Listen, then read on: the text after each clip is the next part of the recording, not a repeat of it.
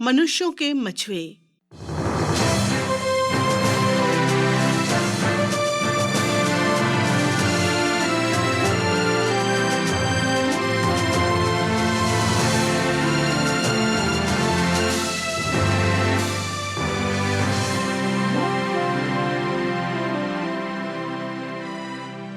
परमेश्वर का वचन बताता है कि परमेश्वर ने जगत से ऐसा प्रेम किया कि उसने अपना इकलौता पुत्र दे दिया, ताकि जो कोई उस पर विश्वास करे वो नष्ट ना हो परंतु अनंत जीवन पाए। आज के कार्यक्रम में आप सभी श्रोताओं का हार्दिक स्वागत है। प्रिय श्रोताओं, जब यीशु ने अपनी सेवकाई आरंभ की तो आम जनता ने आनंद के साथ उसकी शिक्षाओं को सुना और उसका संदेश ग्रहण किया। उसकी सेवकाई दिन प्रतिदिन बढ़ती जा रही थी, तो स्पष्ट रूप से उसे सेवकाई के लिए सहायकों की आवश्यकता पड़ी। अपनी सहायता के लिए उसने किन लोगों को चुना? पढ़े लिखे और प्रभावशाली लोगों को चुनने की अपेक्षा उसने समाज के अनपढ़, दरिद्र और गुमनाम मछुआरों को चुना। ये लोग किस प्रकार चुने गए, आइए सुनते हैं आज के नाटक में, जिसका शीर्षक है मनुष्यों के मछुए।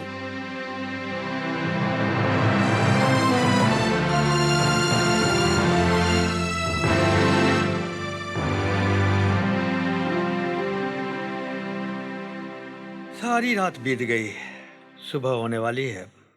हमने सारी रात मेहनत की पर एक भी मछली नहीं पकड़ पाए। हाँ, पर आओ हम एक बार फिर जाल डालते हैं शमोन। शायद इस बार कुछ मछलियां हाथ लग जाए।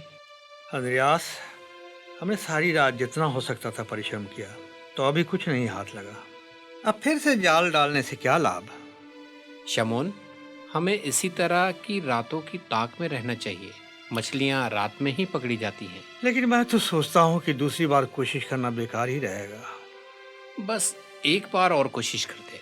ठीक है, चलो कोशिश करके देखते हैं। लो अंद्रयास, दूसरी बार कोशिश करने के बावजूद हमें एक भी मछली नहीं पकड़ पाए। क्या मैं नहीं कहता था कि दूसरी बार भी कोशिश करने से कोई लाभ नहीं होगा? लेकिन हमने कोशिश की तो। अब मछली पकड़ना बंद करते हैं और आओ हम जालों को धोते हैं। उसके बाद खाना खाते हैं और थोड़ा विश्राम करते हैं, क्योंकि मैं तो बुरी तरह से थक गया हूँ और सारे बदन में दर्द हो रहा है। हाँ, अच्छा विचार है। मैं भी बहुत थक चुका हूँ और तेज भूख भी सता रही है।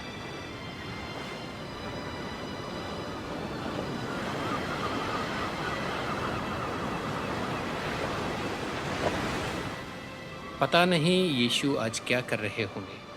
जब वो दिखाई नहीं देते हैं तो मैं सचमुच में उनकी कमी महसूस करता हूँ। मुझे भी उनकी कमी महसूस होती है। मैं सचमुच में उनसे बड़ा प्रभावित हूँ। अंद्रयास, मैं तुम्हें धन्यवाद देता हूँ कि तुमने मुझे प्रेरणा दी कि मैं यीशु से भेंट करूँ और उनकी बातें सुनूं। तुम्हारा स्वागत है पतरस। मैं चाहता हूँ कि तुम भी यीशु पर विश्वास करो और जान लो कि वही मसीह है जो जगत में आने वाला था। मैं तो पूरी तरह से कायल हूँ कि यीशु ही परमेश्वर का मसीह है। मुझे बहुत पहले ही ये सच्चाई मान लेनी चाहिए थी। तुमने सचमुच में बड़ा संघर्ष किया है और मैं जानता हूँ कि तुम्हारा संघर्ष व्यर्थ नहीं गया है। तुम संघर्ष में विजयी रहे हो। मैंने कई बार उन लोगों से बहुत धोखा सहा है जो अपने आप को मसीह कहते थे और जो झूठे निकले। अब तो मैं केवल इतना ही चाहता हूँ कि अब मुझे धोखा न खाना पड़े। पतरस, तुम्हारी तरह मैं भी बड़ा निराश था, परंतु यीशु उन अन्य लोगों की तरह नहीं है। वो तो सबसे अलग है। मैं तुम्हारे इस विचार से पूरी तरह सहमत हूँ अंद्रयास। यीशु सचमुच में सबसे भिन्न है। हाँ, वो अपने लिए कुछ नहीं चाहते और ना ही अपनी महिमा के भूखे हैं। वो केवल परमेश्वर ही की महिमा चाहते हैं।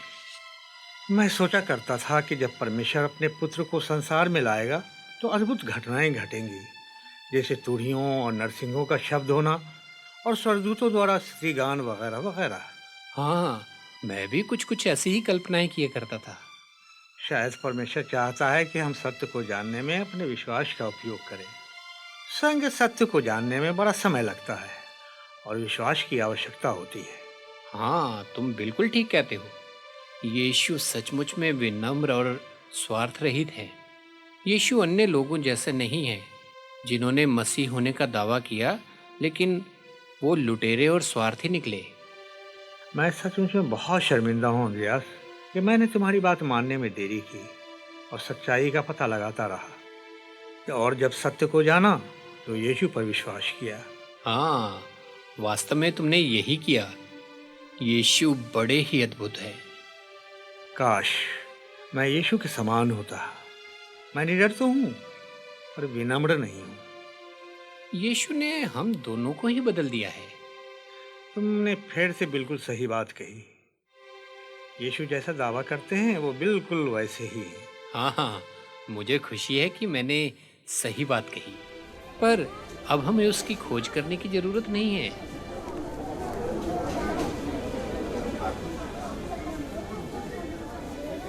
अरे, वहाँ क्या हो रहा है शमून? मुझे लगता है कि यीशु वहाँ आए हैं और भीड़ उनके पास वहाँ पहुँचने का प्रयत्न कर रही है। हाँ, वो तो यीशु ही हैं। शायद लोग उनके उपदेश सुनना चाहते हैं। मुझे खुशी है कि इतनी बड़ी भीड़ उनके द्वारा परमेश्वर का अद्भुत संदेश सुनने की इच्छुक है। ये तो वास्तव में रोमांचक दृश्य है। काश कि बहुत से लोग जान सकें कि यीशु कौन है और समझ सकें कि जो संदेश वो देना चाहते हैं वही सत्य है। हे यीशु, नमस्कार। आपके दर्शन करके हमें बहुत खुशी हुई। शमौन और अंद्रियास, नमस्कार। तुम दोनों को देखकर मुझे बहुत ही खुशी हुई। हम आप ही के बारे में बातचीत कर रहे थे यीशु, परंतु आप इतनी जल्दबाजी में क्यों हैं? लोगों की भीड़ उमड़ी पड़ रही है। मुझे डर है कि कई लोग मुझ पर भी न चढ़ाएं। शमौन, क्या मैं थोड़ी देर के लिए तुम्हारी नाव का इस्तेमाल कर सकता हूँ? बेशक गुरु, मेरी नाव का इस्तेमाल कर सकते हैं आप। यीशु को नाव इस्तेमाल करने की जरूरत क्यों पड़ गई? मेरी समझ में कुछ नहीं आ रहा है कि बात क्या है। हम उनसे पूछते हैं कि हम उनकी क्या सहायता कर सकते हैं। शमौन, जरा नाव को किनारे से कुछ दूरी पर हटा लो ताकि लोग प्रचार करते समय मुझे देख सकें। मैं लोगों से जो मुझ पर गिरे पड़ते हैं दूर रहना चाहता हूँ।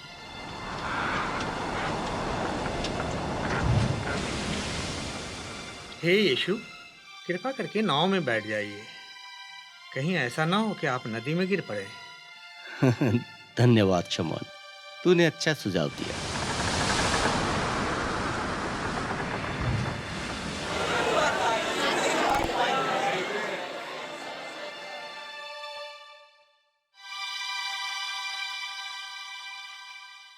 प्रिय श्रोताओ, आपका धन्यवाद हो कि आपने हमारे कार्यक्रम का आधा भाग सुना। कार्यक्रम का अगला भाग कुछ ही पलों में फिर आरंभ किया जाएगा। अभी तक आपने सुना कि अंद्रयास और शमौन मछली पकड़ने का धंधा किया करते थे। इसी से उनका गुजारा होता था और वे बड़े खुश थे। वे विश्वास किया करते थे कि यीशु ही परमेश्वर का पुत्र और अभिषिक्त जन अर्थात मसीह है। गलील की झील के किनारे जब उनका सामना यीशु से होता है तो वे आनंद से भर जाते हैं। नाटक के शेष भाग में आइए सुनते हैं यीशु का उपदेश जो यीशु ने उनकी नाव में सवार होकर भीड़ के सामने प्रस्तुत किया। परमेश्वर का राज्य निकट आ चुका है, इसलिए विश्वास करो कि परमेश्वर तुमसे क्या कहना चाहता है। तुम्हें अपने जीवनों को बदलने और परमेश्वर की आज्ञाओं का पालन करने की आवश्यकता है। कृपया करके यीशु का उपदेश ध्यानपूर्वक सुने। उनका संदेश परमेश्वर की ओर से है। पश्चाताप करो। सबने परमेश्वर की आज्ञाओं का उल्लंघन किया है। परमेश्वर तुम्हें क्षमा करके तुम्हारे जीवनों में आनंद भर देना चाहता है। पश्चाताप करो, वह सबको स्वतंत्र कर देगा। आप चाहे किसी भी प्रकार की गुलामी में हो, आजाद हो सकते हो। तुम्हें दास्तब में रहने की आवश्यकता नहीं।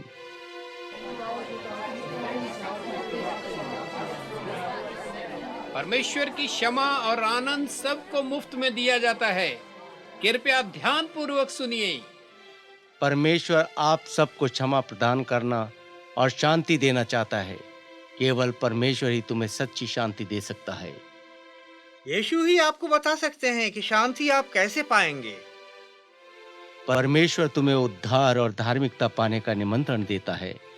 उद्धार केवल परमेश्वर ही से होता है और केवल परमेश्वर ही तुम्हें धर्मी बना सकता है। लेकिन शर्त यह है कि तुम पूरी तरह से उसकी आज्ञा का पालन करो। यीशु ही परमेश्वर का एकमात्र संदेशवाहक अर्थात उद्धार करता है। परमेश्वर तुम्हें परिवर्तित करके अपने ही स्वरूप के अनुसार बनाना चाहता है। वो आपसे मधुर संगति स्थापित करना चाहता है। उससे प्रार्थना करो कि वो आपको क्षमा करे।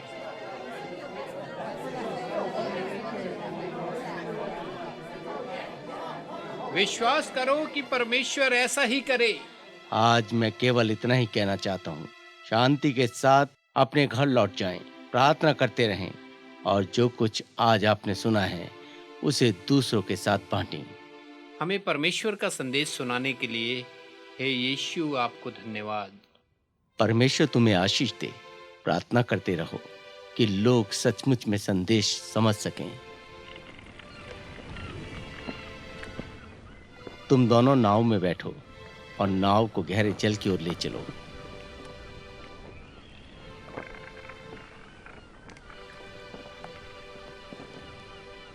अब मछलियां पकड़ने के लिए जल में जाल डालो। हे यीशु, हमने सारी रात मेहनत की परंतु एक भी मछली नहीं पकड़ पाए। दिन के समय कोशिश करना तो बिल्कुल बेकार है। मछलियां तो रात में ही पकड़ी जाती हैं। शमौन, मैंने कहा है ना, पानी में जाल डालो। मुझे तो शक है कि हम एक भी मछली पकड़ पाए। लेकिन अचानक ये क्या हो रहा है? जाल भारी होता जा रहा है। मुझे तो विश्वास ही नहीं हो रहा है कि इतनी सारी मछलियां कहां से आईं। हमने तो इसी जगह पर सारी रात मेहनत की थी पर एक भी मछली नहीं पकड़ पाए थे। शमौन, कहीं ऐसा ना हो कि इतनी मछलियां पकड़ने से जाल फट जाए। याकूब, यूहन्ना, अपनी नाव लेकर जल्दी से यहाँ आओ और हमारी सहायता करो। कल रात जब हम मछलियां पकड़ रहे थे तो ये सारी मछलियां कहाँ चली गई थी? ये तो बड़े आश्चर्य की बात है। यूहन्ना, ये तो संभव सी बात है कि हम दोनों नाव मछलियों से भर सके। यहाँ तक कि हमारी नावें अब डूबने पर हैं। मैं तुम्हें यकीन दिलाता हूँ कि तुम डूबोगे नहीं। केवल मुझ पर विश्वास रखो। जितना हो सके उतनी जल्दी करके हमें किनारे पर जाने की कोशिश करनी चाहिए। डरो मत, तुम सब सुरक्षित रहोगे। हे यीशु, मैं आप पर कैसे संदेह कर सकता हूँ? तो अभी मेरे पास से चले जाइए क्योंकि मैं पापी जन हूँ। शमौन, भयभीत न हो। अब से तू मनुष्यों का मछुआ बनेगा। हे यीशु, मुझ पर दया कर और मुझे अपने योग्य बना। हे शमौन, तू योग्य है। मुझे तेरी आवश्यकता है। अब हम सुरक्षित हैं। नाव को किनारे पर ले आओ। साथियों, इन मछलियों को और सारे सामान को यहीं छोड़ दो और आओ हम यीशु के पीछे चलें। यीशु ही वास्तव में परमेश्वर के पुत्र हैं। हम भी तेरे साथ यीशु के पीछे चलने का फैसला करते हैं। हमारे पास समय कम है और काम अधिक है। तुम लोगों को मनुष्य के मछुए बनना सीखना है। हे यीशु, तूने कफरनहूम जाने का निर्णय क्यों किया है? यूहन्ना, तूने बड़ा अच्छा सवाल पूछा है। कफरनहूम इस क्षेत्र का एक मुख्य नगर है। यहाँ पर बहुत से लोग आते जाते हैं। इसका मतलब ये हुआ कि यहाँ बहुत से लोग संदेश सुन सकते हैं और फिर जहाँ भी वो लोग आएंगे अपने साथ वो संदेश भी ले जा सकते हैं। इस प्रकार वो हमसे अधिक नगरों तक संदेश लेकर पहुँच सकते हैं। अब मैं समझ गया कि आप क्यों कफरनहूम को जाना चाहते हैं। इसके अलावा कफरनहूम नासरत से कहीं अधिक बड़ा नगर है और मछली मारने का अड्डा है। यहाँ अधिकांश लोग आकर मछलियाँ ही पकड़ते हैं। मैंने पहले कभी नहीं सोचा था कि सेवकाई के लिए ये नगर बड़ा महत्वपूर्ण है। हाँ, ये नगर बड़ा सुविधाजनक है। पक्की सड़कों द्वारा सीरिया से व्यापारी चलकर कफरनहूम होते हुए कैसरिया और गलील के अन्य नगरों तक सरलता से यात्राएं कर लेते हैं। इस प्रकार हम बहुत से यहूदियों और अन्य जातियों तक सुसमाचार पहुंचा सकते हैं। बिल्कुल यूहन्ना, सही बात है। यहाँ पर मिस्र, अरब, यूनान आदि देशों के लोग आते हैं। नासरत में हम विशेषकर गैर यहूदियों को सुसमाचार सुना सकेंगे। ये बातें सुनने में अच्छी लगती हैं, परंतु हमें ये बता, हमें मनुष्य के मछुए बनाने से तेरा तात्पर्य क्या है? याकूब, जब तू मेरे साथ यात्राएं करेगा तो सब कुछ जान जाएगा। तू प्रचार करेगा, आश्चर्य कर्म करेगा और अपने जीवन से गवाही देगा। तू मेरे आदर्श पर चलेगा और मेरी तरह मेरा ऐसा ही स्वभाव रखेगा। ये सारी बातें तो मुझे मछुओं की सी नहीं लगती। हम तो प्रचार करने के बारे में कुछ भी नहीं जानते। तुम चारों लोग महान मछुए हो, लेकिन तुम लोग इससे भी अधिक महान मछुए बनोगे। जो लोग मछलियां पकड़ते हैं उनमें विशेष गुण होते हैं। वो बड़े धीरजवंत होते हैं, सफलता ना पाने के उपरांत भी कोशिश करते ही रहते हैं। वो बड़े साहसी होते हैं, आंधी तूफान में भी नाव खेते ही रहते हैं। लेकिन हे गुरु, हम तो पढ़े लिखे भी नहीं हैं। समय के साथ साथ तुम उन सब बातों को सीख लोगे जिनकी तुम्हें आवश्यकता होगी। हमें पढ़े लिखों की जरूरत नहीं है, पर ऐसे लोगों की जरूरत है जो साहस ना छोड़ दें। परंतु हम लोग तो जानते ही नहीं कि प्रचार कैसे किया जाता है।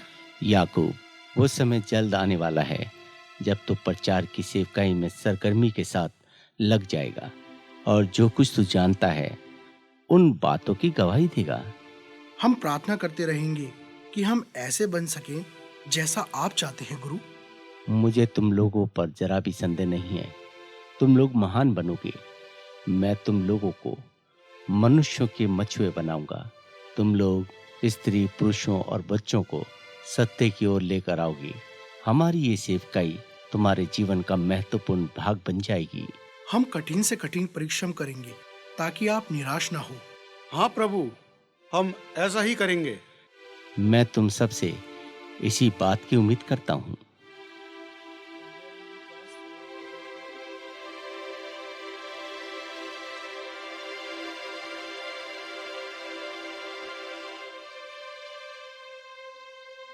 प्रिय श्रोताओं, अंद्रयास, शमौन, याकूब और यूहन्ना चारों मछुए थे।